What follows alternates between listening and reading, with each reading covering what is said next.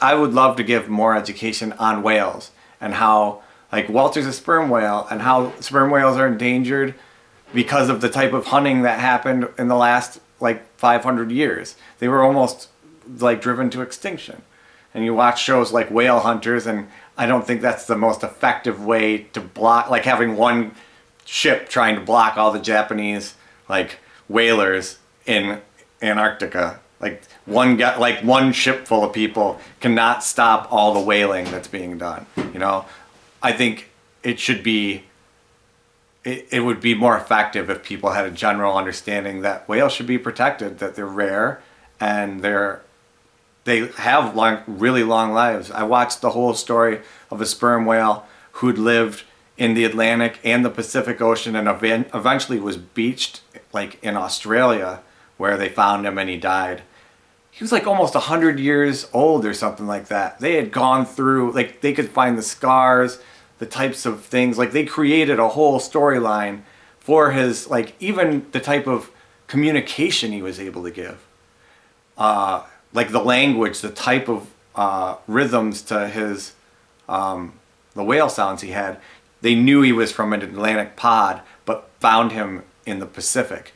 And the only way he would have gotten there, in this storyline, as they told it on one of the nature shows that I watched, was that he went all the way down around South America, like, and went through this stretch of, like, I guess it's one of the loudest, like, areas. It's a very narrow, very loud area that he would have had to circumnavigate the continent that way. It was the only way he would have been able to get over there, unless he went all the way around the other way in the world. And the reason is because you can hear over thousands of miles, like several thousands of miles, you can hear pods of whales. Like, say, in America, you can hear the whales in Europe, like off of the UK. And they can, like, put recording devices offshore, and actually their sounds travel that far. And that's the type of stuff where you're like, wow, that's amazing. They can communicate over 2,000 to 4,000 miles of ocean and, like, turn around, and they will follow those sounds to go and be towards with those other whales. Or that's one of the theories as to why a whale would end up from the Atlantic in the Pacific all the way off the coast of Australia, but its genetic material is that of a pod from New England. And it must have been like a 90-minute show, and it was all about this one whale they found beached in Australia. And it was amazing. Because, like, it had all these scars on it from, like, tangling with large deep sea squid, like the giant squid, because their beaks have, like, particular, like, and the suction cups and stuff like that on them. But from dental and other genetic things found scientifically in those pods in the Atlantic, they knew it was an Atlantic sperm whale. And I think people with that kind of information are going to be more likely to protect a whale or a species of animal than they are watching Whale Wars, where some guys are, like, going out to the Japanese and throwing rotted food on their deck and trying to, like, block a business that they think is legitimate, but they call it scientific research, but really all they're doing is going out and killing whales as a delicacy to sell at high prices or whatever.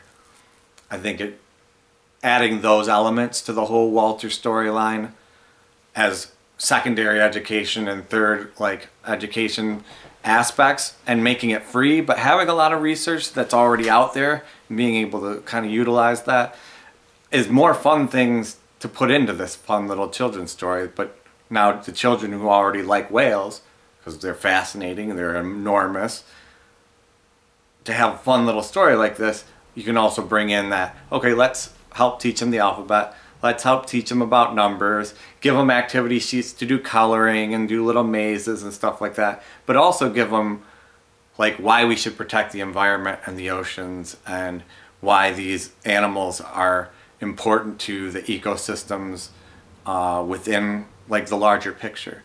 And I think that like, that's the much, like, bigger picture of what you could do with a Walter. Like if a little kid grows up with a Walter stuffed animal and says, I like whales because of this, and more whales are saved and kept from being like killed for their meat and to eat them and stuff like that, like just because they had this toy in this story when they were little, that would be like one whale saved would be worth all of the story for me. I mean, and I just think the idea of this huge flying whale is just like if I could see eventually to have like you know, like one of the Macy's Day floats, like where they've got Underdog or like Clifford the Big Red Dog or like, you know, Mickey Mouse or Mighty Mouse, one day to see Walter as a blimp, like, or a float, like coming down the streets of New York.